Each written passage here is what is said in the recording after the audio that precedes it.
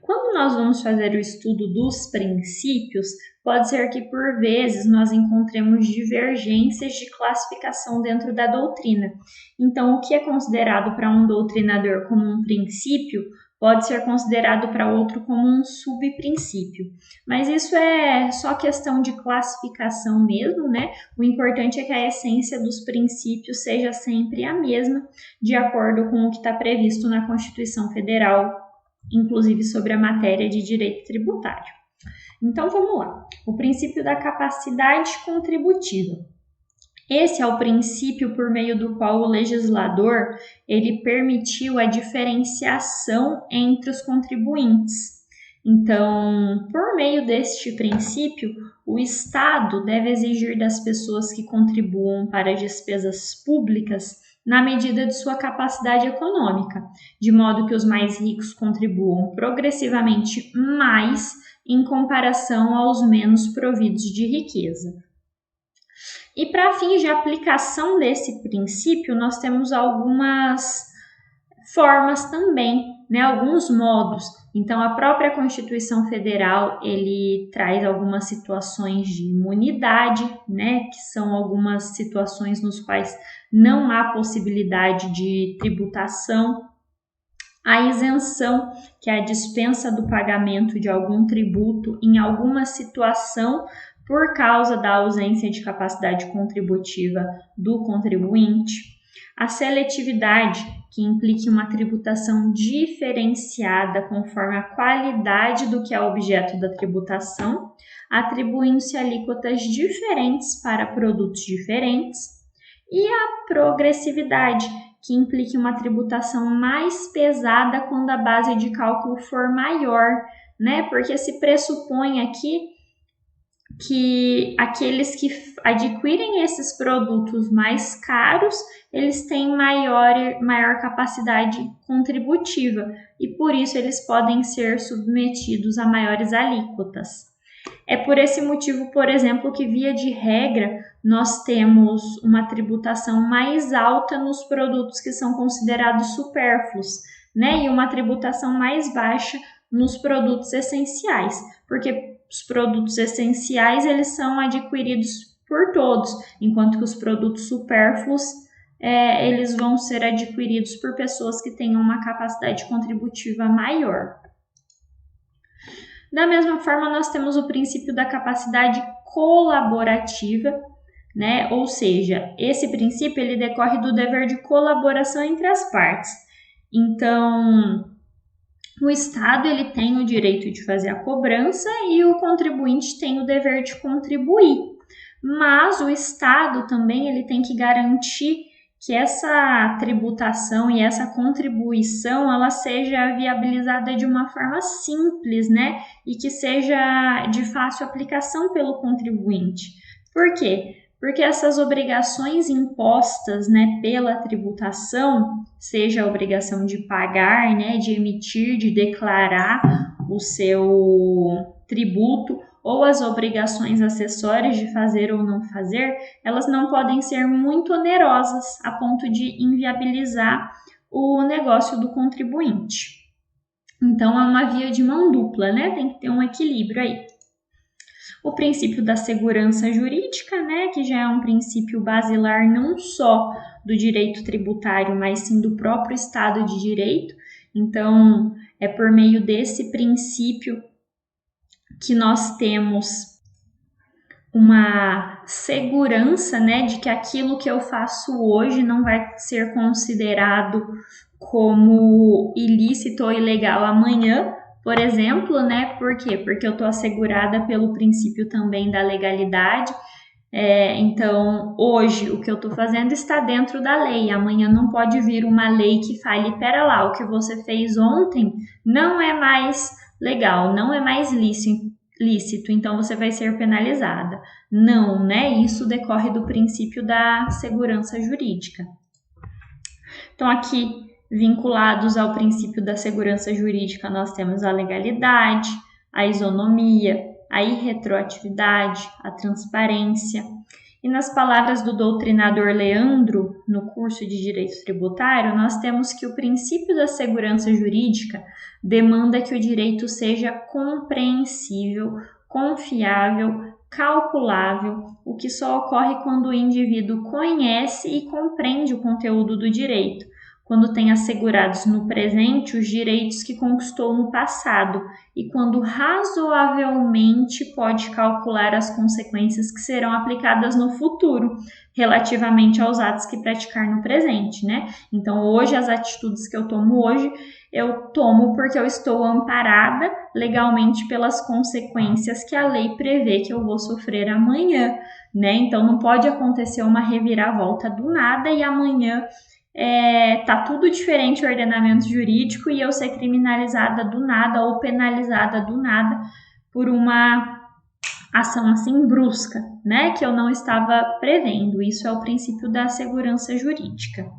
Quando a gente fala da segurança jurídica no direito tributário, nós temos, né, os subprincípios inseridos.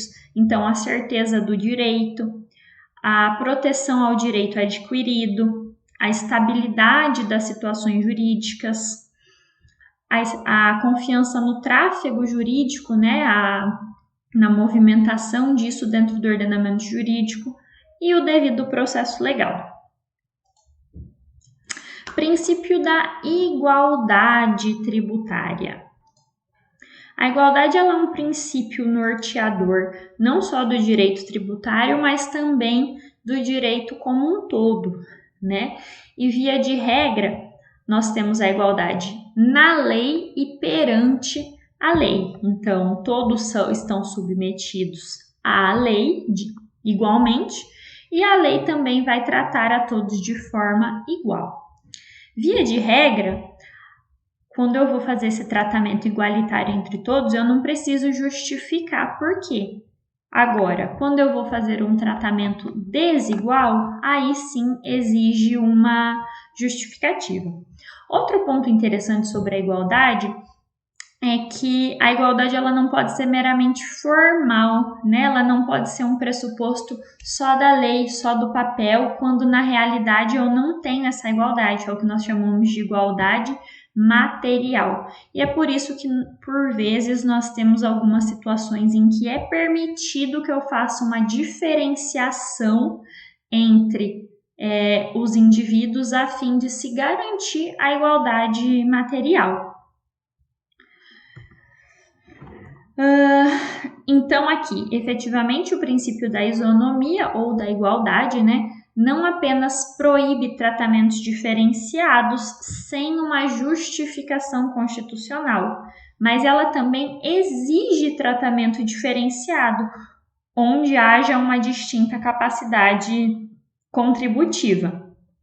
Então, justifica-se a diferenciação tributária quando presente uma finalidade constitucionalmente amparada, o tratamento diferenciado seja estabelecido em função de critério que com ela guarde relação e que efetivamente seja apto a levar ao fim colimado. É interessante quando a gente fala de igualdade e isonomia que a gente normalmente vê essa imagenzinha, né? E que é uma imagem que permite que a gente pense um pouquinho sobre o Instituto da Igualdade. Então, no primeiro caso, nós temos aqui, ok, cada um ganhou um banquinho, né, um baúzinho aqui, então, igualdade, né, isso daqui a gente poderia pensar como na igualdade formal, então todos são iguais, né, então dê a cada um o seu igual aos demais, então cada um recebia um. Mas isso daqui, na prática, na realidade, garante a igualdade? Não garante, né? Então, uma igualdade material, no caso concreto, talvez exigiria uma reanálise de como seria feita a distribuição do recurso, que nesse caso é o banquinho. Tá certo? Princípio da praticabilidade da tributação, né? Então, esse daqui também está um pouquinho ligado com o princípio da colaboração que nós vimos, né? Então, a tributação ela precisa ser prática, né? Precisa efetivamente ser algo que possa ser viabilizado. E por isso nós temos sempre que buscar os mecanismos mais simples, econômicos, confortáveis e eficientes o possível para viabilizar o Instituto da Tributação. O princípio da legalidade, né, que agora nós vamos tratar exclusivamente dele, mas nós já falamos um pouquinho dele também. Então, o princípio da legalidade em matéria tributária prevê que eu apenas posso criar ou aumentar tributos por meio de lei, né? Então, o artigo 5º da Constituição ele já traz que ninguém será obrigado a fazer ou deixar de fazer alguma coisa senão em virtude de lei. Esse é o princípio da legalidade genérico, né, do direito como um todo. E no artigo 150, especificamente dentro da tributação, nós temos que os estados, a União, o Distrito Federal e os municípios, eles são proibidos de exigir ou aumentar tributo sem lei anterior que o estabeleça. Então, isso aqui depois vocês vão dar uma lidinha, né, para não ficar muito corrido aqui na aula. Importante aqui, exceções. Como boa parte das coisas no direito, nós temos exceções. Então, ok, existe essa proibição de instituição, de criação ou majoração de tributo sem lei anterior que o defina. Contudo, as exceções ao princípio da legalidade tributária não significa que vai haver a cobrança de tributo sem lei. Aqui ela é uma exceção, a gente pode dizer, relativa, né? Porque significa o quê? Quando nós vamos instituir o tributo, isso é feito por meio do poder legislativo, né? A própria Constituição Federal, ela traz quem são os entes e quais são os poderes que têm a capacidade e a legitimidade para instituir os tributos. E no caso do direito tributário, é o poder legislativo. Então, o tributo federal ele vai ser criado por lei ordinária federal pelo Congresso. O tributo estadual, por lei ordinária estadual, na Assembleia Legislativa. E o tributo municipal, por lei ordinária municipal, na Câmara de Vereadores. Contudo, esses impostos aqui, eles são considerados exceções porque eles podem ter as suas alíquotas majoradas ou reduzidas por ato do Poder Executivo. Né? Então, aqui também é uma exceção relativa mesmo, porque assim, eu não estou falando na criação de um tributo, eu estou falando da alteração de alíquotas. Impostos aqui, eles podem ter as suas alíquotas majoradas ou reduzidas por ato do Poder Executivo, né? Ou seja, por decreto presidencial ou portaria do ministro da Fazenda. Então, o imposto de importação, de exportação, o IPI, que é o Imposto sobre Produtos Industrializados, e o Imposto sobre Operações Financeiras. Outra exceção que nós temos ao princípio da legalidade, trazida pela Emenda Constitucional 33 de 2021, é a CID combustível e o ISMS combustível. Então, esses dois impostos também, né? Na verdade, o ISMS é um imposto e a CID ela é uma contribuição que está dentro do conceito de tributo também. Então, esses daqui, de igual forma, o poder executivo ele pode reduzir ou reestabelecer as alíquotas, tanto na esfera nacional, né, o Poder Executivo da União, quanto na esfera estadual, o Poder Executivo Estadual. Princípio da anterioridade tributária. O princípio da anterioridade tributária tem como finalidade assegurar que o contribuinte não seja pego de surpresa pelo fisco, né? Então, o contribuinte ele precisa se preparar para contribuir com aquilo e é por isso que deve existir um tributo de forma prévia à cobrança e com um período razoável. Quando a gente fala de anterioridade, a gente já viu lá no artigo 150 da Constituição Federal, né? Então, nós temos a anterioridade anual e a anterioridade nonagesimal. São dois tipos de anterioridade. A anterioridade anual determina que os entes não podem cobrar tributos no mesmo exercício financeiro, né? Então, quando a gente fala de exercício financeiro, a gente está falando de ano fiscal ou ano civil, então do dia 1º de janeiro ao dia 31, ou seja, se eu crio um tributo esse ano, eu só posso cobrá-lo a partir do próximo ano, da virada do exercício financeiro. E a anterioridade nonagesimal, que impõe que o tributo majorado ou instituído seja exigido depois de 90 dias da lei que o majorou ou o instituiu, né? Então, dois tipos de anterioridade, a anterioridade anual e a anterioridade nonagesimal. Uma eu só posso cobrar no próximo exercício financeiro e a outra eu preciso respeitar 90 dias. Isso daqui está no artigo 150, que nós já havíamos feito a leitura, certo? E, como sempre, né, no direito nós temos as exceções.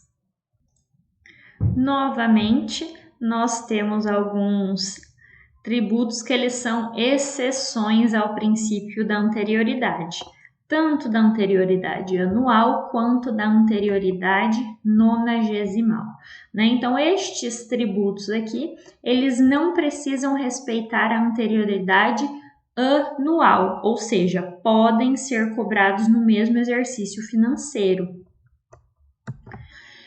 E só que, importante, por vezes, um tributo que não precisa respeitar a anterioridade anual, ele precisa respeitar a anterioridade nonagesimal, e é isso que nós vamos ver, tá? E aqui alguns tributos que eles não precisam respeitar os 90 dias, mas nós temos que ter cuidado porque pode ser que eles precisem respeitar o exercício financeiro. Então, para ficar mais fácil, nós temos essa tabelinha aqui. Então, os tributos que podem ser imediatamente cobrados, né, quando houver alteração na sua alíquota. Imposto de importação, de exportação, IOF, IEG, empréstimo compulsório de calamidade pública ou guerra externa. Tributos que podem ser cobrados após 90 dias. Imposto sobre produtos industrializados, CID combustíveis, CID SMS combustíveis e contribuições sociais. E tributos que respeitam a anterioridade anual, ou seja, não precisa esperar os 90 dias, mas precisa esperar a virada do ano fiscal. Imposto de renda, alteração na base de cálculo do IPTU e alteração na base de cálculo do IPVA. Essa parte é meio confuso, mas essa tabelinha que é o mais importante, né? Então, infelizmente, para a prova, essas coisas tem que decorar a tabelinha.